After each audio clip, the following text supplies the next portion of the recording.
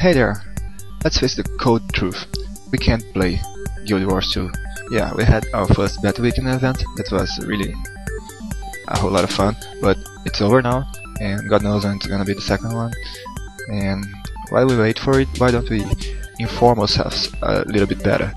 Well, gladly we have a bunch of tools that we can use to our advantage, and I'm gonna show you some of them. Well, as you can see, this is Guild Wars 2 builds beta, and we have other tools like Guild Wars 2 tools.com, and we have also Luna. That's very nice. The interface is very cool because it matches the gamey interface and all. But well, yeah, there's a lot of tools that we can use, but for practical reasons, let's stay with Guild Wars 2 builds.org, and I think it does its job, and you can save your build with your Google account. If you have a Gmail account or a Google account, you can just log in and save. That's a nice feature. I don't know if the other ones have any type of save feature, but anyway, you just gotta pick one and use it. I bet they are very similar. And let's get right through it. We're gonna talk today a bit about the Thief builds that are available to us. During the first beta weekend, I had very little experience with the Thief, so my build really sucked, and that was a learning experience because I saw that I could improve very much. And here I am trying to build something that will work a little bit better. And just to warn, this is a little bit focused on structured PvP, but I mean, that doesn't mean that it won't work on PvE. Well, let's start saying what kind of weapons will we use. Well, this is a dagger plus dagger and a pistol plus pistol, and let me explain that because people say melee is kinda underpowered, and I don't agree with that. I just say it's kind of underrated. You can really pull up big numbers with melee. Yeah, you have to time some attacks and be wary of cooldowns and be really aware of location, time and space, but you can really pull off big numbers. So it's a really nice build for big damage. And pistols plus pistols, it's pretty cool for some ranged control and also some crowd control. It may come in handy. And well, and for healing, utility and elite skills, I have selected Hiding Shadows, Assassin Signet, Signet of Shadows, Devourer Venom, and Basilisk Venom. Well, let me explain those. Hiding Shadows is actually let me edit this build so we can play a bit with it. Okay. Hiding Shadows is actually the free heal for the Thief. You start with it, and if you wanna change, you gotta spend some skill points. You gotta withdraw. That it will cost you 1 skill point, and you got Signet of Malice that will cost you 4 skill points. They are excellent choice for some other kind of builds, but this build that I'm doing here, I rely really heavily on control stealth. So the only one of these skills that we can rely 100% on when to use it to get some stealth, it's the Hiding Shadows. I mean, with this build I won't even use it for healing. Sometimes I'll just use it to get a bit of stealth. Well, so this build is kind of stealth based, but we got a really large focus also on stuns, Stunlock, and mobilize, and we'll do that with the Venoms and with some Signets. Besides that point, this build is kind of a hybrid because it can also put up really large numbers in terms of damage, but those large numbers are really dependent on some cooldowns, so you won't be able to wreak havoc always. You rely on some cooldowns to put up bigger numbers. So it's kind of the main focus of this build is support and Stunlock and some burst damage when your cooldowns are up. Well, let's get to it. We have the Assassin Signet that grants increased power as passive. That's always good, and when you activate it, you do 150 more damage more damage on your next attack. So you have a nice control when you want to use your power. You got Signet of Shadows, and passively it grants a 10% increase in movement speed. It's always nice to catch up with someone or run. And when it's active, you can blind immobilize the target foe. Well, why blind if you are immobilizing? Because some characters have the ability to get out of some of the condition immobilize, and if they do that, they will still be blind.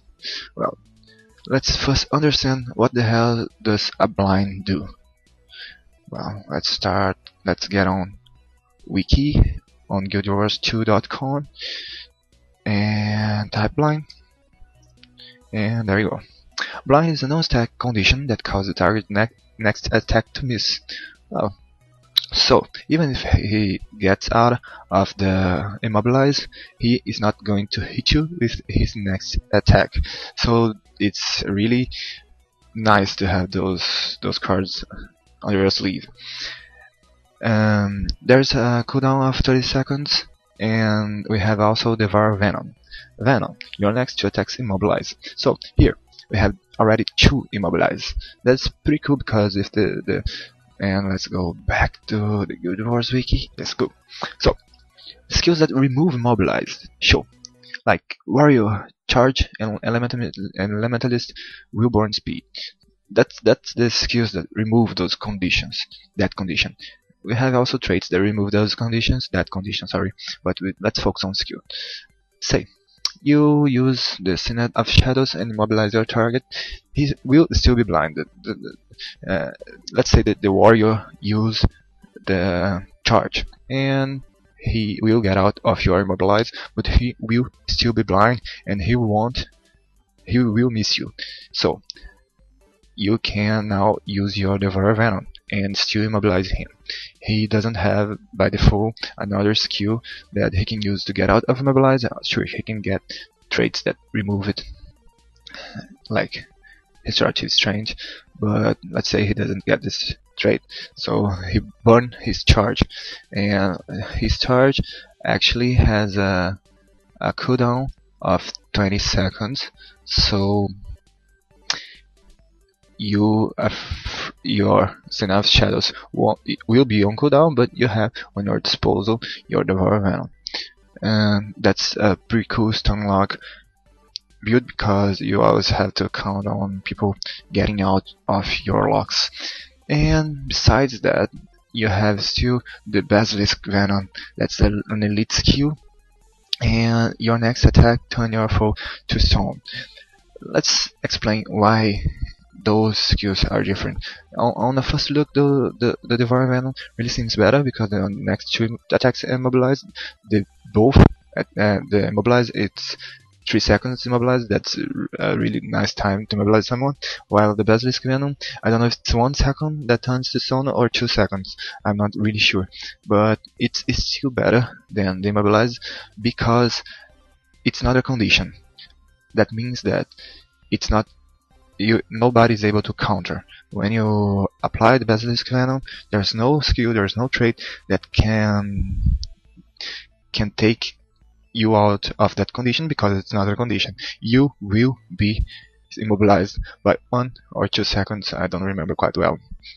But that's a really nice thing to have because even if you are desperate, or even if you need to chain some Stunlocks and the guy keeps getting out of it, he won't have anything to counter your Basilisk Venom. Well, that's the basic of it, but it gets a little bit interesting with the traits. Let's get to the traits. Well, Here we have the deadly arts, the critical arts, the shadow arts.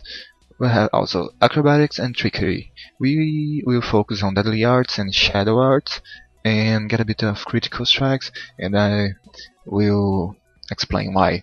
This build is all about synergy, so it makes sense on the long run. Stealing applies poison. Well, that's not a great thing to have, but well, we are not putting points on this build because of the serpent touch. We're putting points because of those skills. Improved Venoms. Stealing has a 33% chance to recharge all Venom skills. That being that 1 out of 3 times when you steal, you may recharge all those 2 Venom skills you have. And since we are building a Stunlock build, it's kind of really cool. Every 1 out of 3 times you have a free cooldown wiper. Lattice poison. We can charge whenever poison them. Well, that's good also, but we are not here for this. We are here for quick venoms. 20% reduced cooldown on venom utilities. Well, let's say we didn't wipe them with our steal. They are gonna still be 20% faster to recharge. And here we have 45 seconds cooldown. Let's take 20% out of it, and here we go. We are 9 seconds faster, and really 9 seconds can make a huge difference.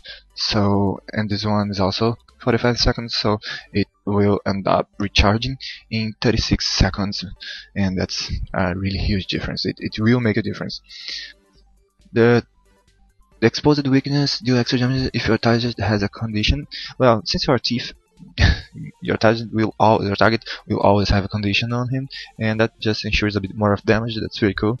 And Venomous Strange. Gain might when applying venoms. So you are just getting stronger while you apply your skills. Let's see what we learned about Might.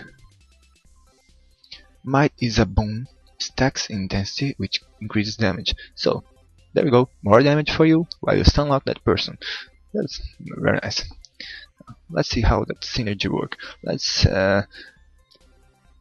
jump a bit critical strikes and go to shadow art, then I go back to critical strikes. Last refuge. Create a shadow refuge when health reaches 25% with 9 seconds cooldown. That's really nice because sometimes you will be ganked, or you have some trouble and you have some healing fallback here. It's okay. And leeching venoms. Your venom is still life when activated, and that's about synergy. Here we have a venom focused build with 2 venom skills, and right here we steal life when they are activated. So when you apply your venoms and they are activated on your target, you will receive minor healing. On the long run, it does make a difference. Belt of the Shadows. Your stealth skills last 1 second longer. Well, we are not talking about much about stealth until now, and now it's gonna get really important. But well, any stealth skill that lasts 1 second longer is better. You regenerate health while stealth, and here it comes the importance of this skill. Every time you are stealth, including when you are healing yourself with hiding shadows, you will regenerate stealth. If you are applying them, you will steal life, so you'll have a nice influx of HP coming your way. Hidden Assassin. Gain might while in stealth. When you are in stealth, and it's really important to get in stealth because here on the dagger we have the backstab stealth skill that leap at your foe, striking for double damage if you hit from behind. So it's not really easy to hit someone from behind in this game, but when you do, you pull up really huge damage. And with that, you will also have might because you are in stealth, so that will be a pretty nice damage, and that's why we have the Assassin Signet, because we can activate it to do 150% damage on our next strike. So if you are planning really carefully, you can just activate it all and use some backstab with Assassin Signet, and with Hidden Assassin you will have a nice damage, a nice melee damage.